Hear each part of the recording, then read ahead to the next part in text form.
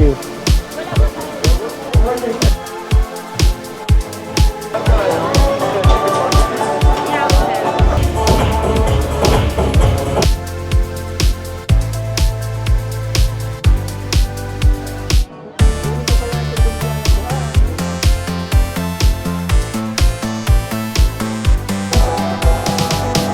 Ayan.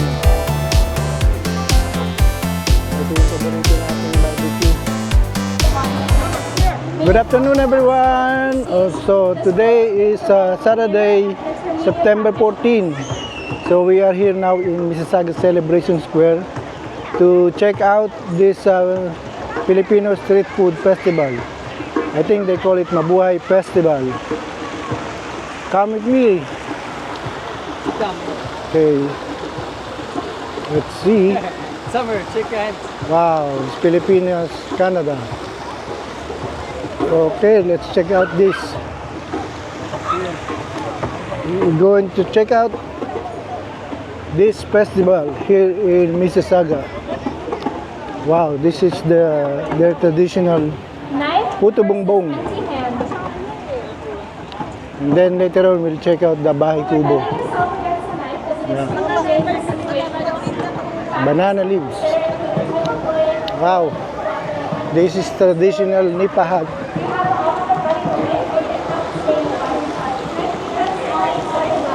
Wow, si ate, very sexy. That's the traditional tindahan. They call it sari-sari store. Oh, like a fiesta.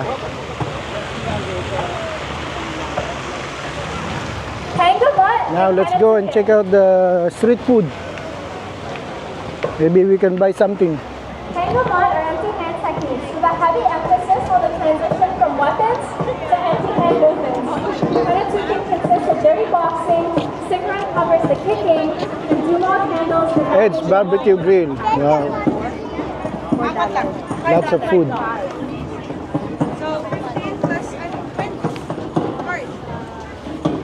What is this? Wow. Yomi.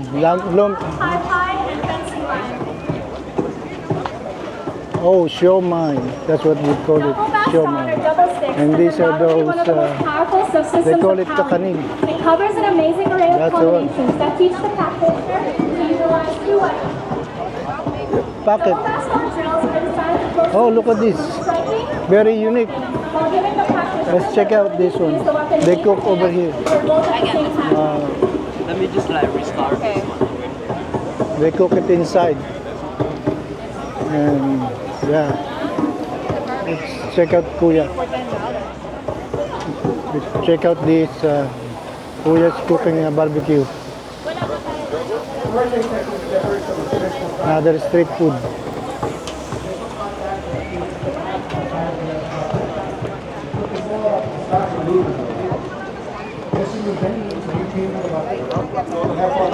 And taho.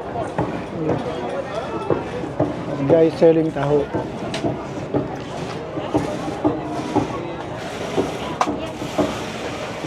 The traditional taho.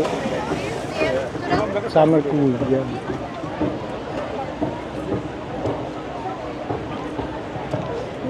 Asian traditional dress. And this one, kasama kami sa Pinas. Balikbayan. Oh, this is Balikbayan box. Bayan! Kabayan! I'm gonna send you back home. Regalo ko sa inyo. Ayun. Sing sarili. Libre na, libre na.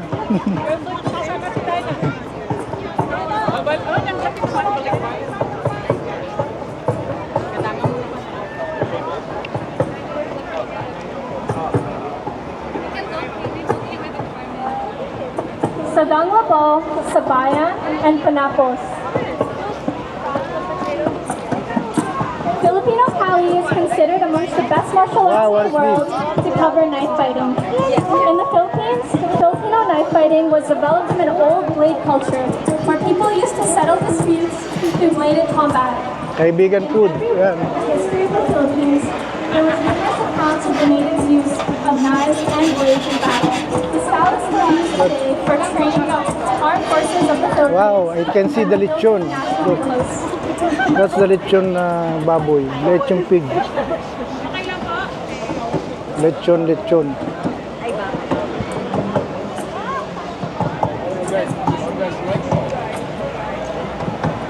Two versus one. Lutong bahay. Elsa. Staff versus knives. There may be situations where you'll have to defend yourself when you least expect it. One must make use of the current environment and the tools around you. The principles taught in County. Let's see what they're selling. Of weapons that you might have. Another The street food. staff can be wielded to provide both defense and offense. Using its This is length, chicken the wielder feet. can Look. create space between Chicken themselves feet. and the attacker. The wielder can also build great momentum in a single swing to allow Like for a Kara's very kitchen. powerful strike. Look around your environment and see if you can find a substitute for a sabot. Kumain ang gulaman. Stick grapple.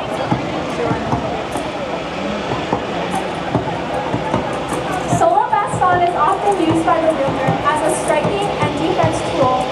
Often neglected in regular training, stick grappling is very effective. Lots of The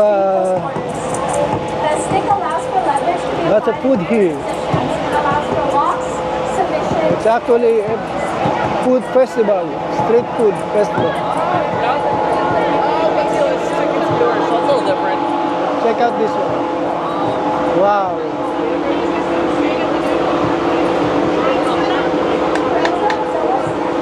Kuya is preparing the specialty. The cuerda is an integral part of the Cali practice. It can be done with any style of weapon. Oh, this is at Seafood City. Done without contact with another partner. Seafood City on the street. The martial arts. Timing, strength, technique, and footwork will differ between each practitioner, thus creating their own style. Hang out. Let's hang out. Ayan. With the pansit.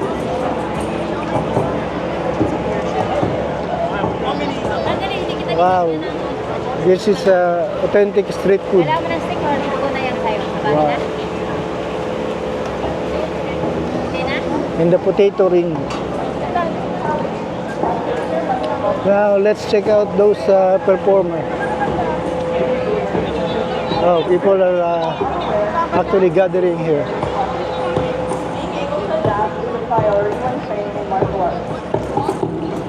They're doing some martial art protection. Oh, they call it the arnis. Look. The arnis.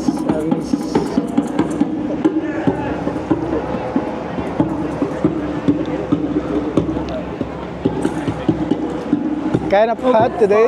Single, double, It's almost 3 o'clock. pressure testing is one of the most important practices every individual should undergo. This can be done in scenario-type situations or in open sparring duels. Sparring allows you to put all the techniques you have learned to the test against an opponent with unrestricted timing, speed, and power. This should always be done in a safe and controlled environment. Also, I'd like to take a moment to say happy birthday to Jem. I can't guarantee you'll be contacted if this escalates beyond me. Okay, let's check out this area.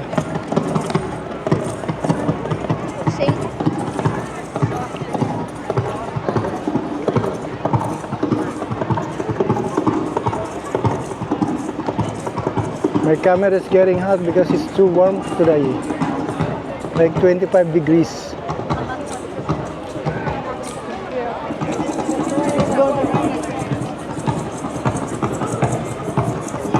Okay, this area is for the senior area.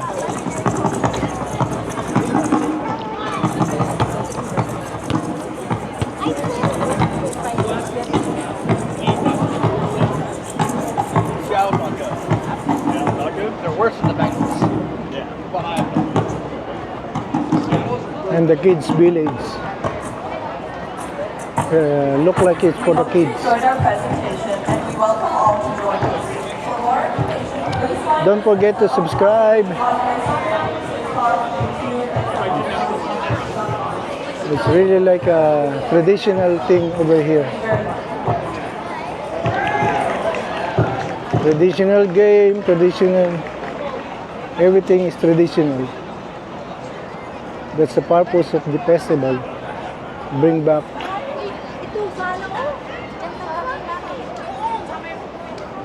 the memory.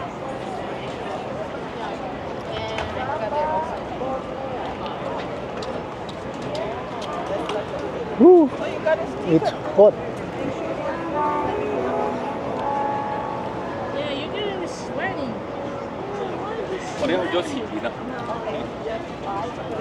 Yes. Kamusta na po?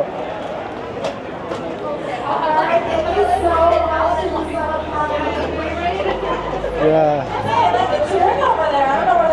Okay, so this is it. This is the whole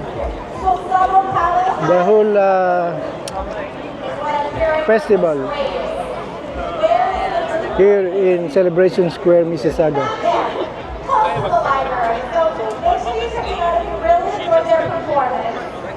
Go check them out. I also heard that